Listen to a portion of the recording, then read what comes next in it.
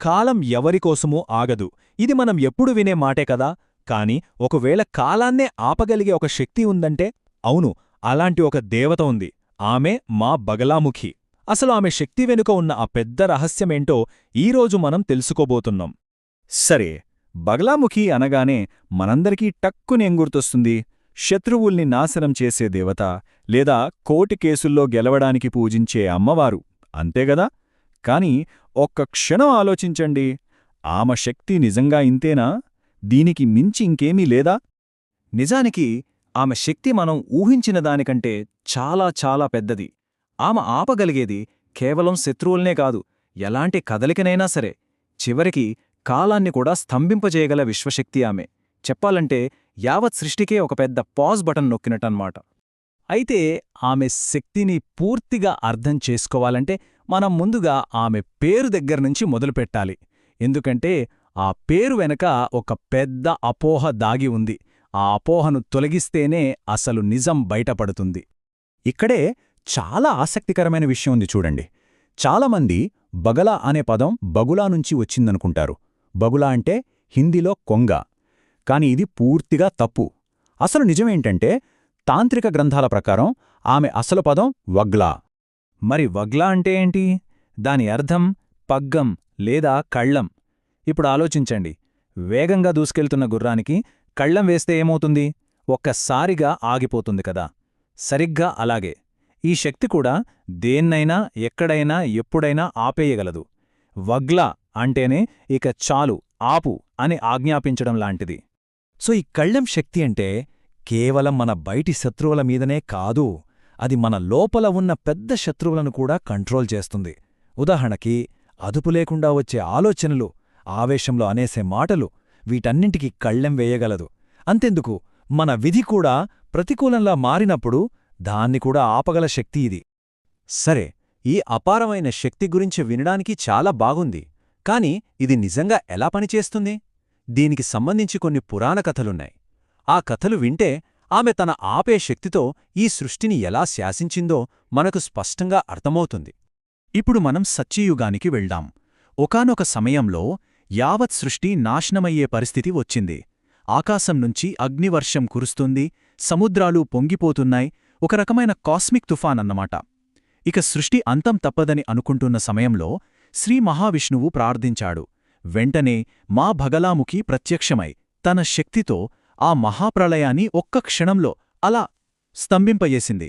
మొత్తం నిశ్శబ్దం. ఇది ఒక కథ. ఇప్పుడు ఇంకో చాలా ఆసక్తికరమైన కథ చూద్దాం. ఇది మదన్ అనే ఒక రాక్షసుడి కథ. మరి అతని స్పెషాలిటీ ఏంటో తెలుసా? ఆయుధాలు కాదు, బలమూ కాదు, అతని మాటే అతని అతిపెద్ద శక్తి. ఆ మదన్ అనే రాక్షసుడి ఏది మాట్లాడితే అది జరిగిపోయేది. మరి అలాంటివాడిని ఓడించడమెలా? బగలాముఖి ఇక్కడ ఎలాంటి ఆయుధాలు వాడలేదు, అసలు యుద్ధమే చేయలేదు. ఆమె చాలా సింపుల్గా అతని నాలుకను పట్టుకుని మాట్లాడకుండా ఆపేసింది. అంతే, అతని శక్తికి మూలమే మాట. ఆ మాటనే ఆపేసరికి ఇకతను యుద్ధం చెయ్యకుండానే ఓడిపోయాడు. చూశారా ఎంత తెలివైన పను? సరే, ఇదంతా బాగుందే. కాని ఎప్పుడైనా గమనించారా, బగలాముఖి ఆరాధనలో పసుపు రంగుకు చాలా ప్రాముఖ్యత ఇస్తారు. అసలా పసుపు రంగుకు ఈ ఆపే శక్తికి సంబంధమేంటి? దాని వెనుక కూడా ఒక పెద్ద కథే ఉంది. ఇప్పుడు మనం త్రేతాయుగానికి వెళ్దాం. శ్రీరాముడికి రావణుడికి మధ్య యుద్ధం జరుగుతోంది. కాని ఈ యుద్ధం రాముడికి చాలా కష్టంగా మారింది. ఎందుకంటే రావణుడు కేవలం బలవంతుడే కాదు, అతను అపారమైన జ్ఞాని, ఎన్నో మాయాశక్తులు, తాంత్రిక విద్యలు తెలిసినవాడు. ఆ క్లిష్ట సమయంలో శ్రీరాముడు మా బగలాముఖిని ఆరాధించాడు. ఆయన ఏం కోరుకున్నాడంటే, రావణుడి బలాన్ని కాదు, అతని తాంత్రిక శక్తులను, అతని వాక్చాతుర్యాన్ని, అతని ఆలోచనలనే స్తంభింపజేయమని వేడుకున్నాడు. ఆమెను ప్రసన్నం చేసుకోడానికే పసుపు పువ్వులతో, పసుపుతో పూజ చేశాడు. ఇప్పుడు మనకు కనెక్ట్ అయింది గదా? పసుపు రంగు అనేది స్థిరత్వానికి, శాంతికి చిహ్నం. అది మనల్ని ఆవేశపడకుండా ప్రశాంతంగా కంట్రోల్లో ఉంచుతుంది. అందుకే మా బగలాముఖిని పీతాంబరాదేవి అని కూడా అంటారు. పీతాంబరం అంటే పసుపు వస్త్రాలు. సో పసుపు వస్త్రాలు ధరించిన దేవత అన్నమాట. అయితే ఈ శక్తి అంతా కేవలం పురాణాల్లోనే కథలేనా? అసలు కాదు. ఈ ఆరాధన నేటికీ ఒక సజీవ సంప్రదాయంగా ఇప్పటికీ కొనసాగుతూనే ఉంది. భారతదేశంలో ఈ శక్తిని మనం ప్రత్యక్షంగా అనుభూతి చెందగలిగే ప్రదేశాలు కూడా ఉన్నాయి.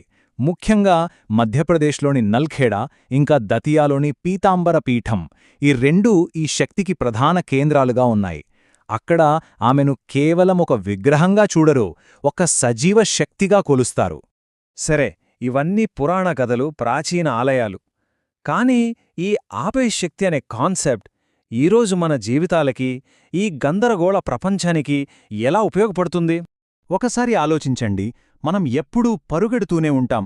అలాంటి ఈ ప్రపంచంలో మనల్ని మనం ఒక్క క్షణం ఆపుకోగలగడం, ఒక పాజ్ తీసుకోగలగడం, ఈ శక్తికి ఉన్న ప్రాముఖ్యత ఏంటి? అదే బగలాముఖి శక్తి. ప్రతికూల పరిస్థితులు మనల్ని పూర్తిగా ముంచెత్తక ముందే వాటిని ఆపడం, మన అదుపు తప్పుతున్న మాటలని, ఆలోచనల్ని, పనులని కంట్రోల్ చేసుకోగలగడం. సింపుల్గా చెప్పాలంటే మన లోపల, మన బయట ఒక స్థిరత్వాన్ని తీసుకురావడమే ఈ శక్తి యొక్క అసలైన సారాంశం. కాబట్టి చివరగా మనల్ని మనం వేసుకోవలసిన ప్రశ్న ఇదే: ఆగకుండా నిరంతరం పరిగెడుతున్న ఈ ప్రపంచంలో అవసరమైనప్పుడు ఆపగలిగే శక్తికున్న అసలు విలువ ఎంత?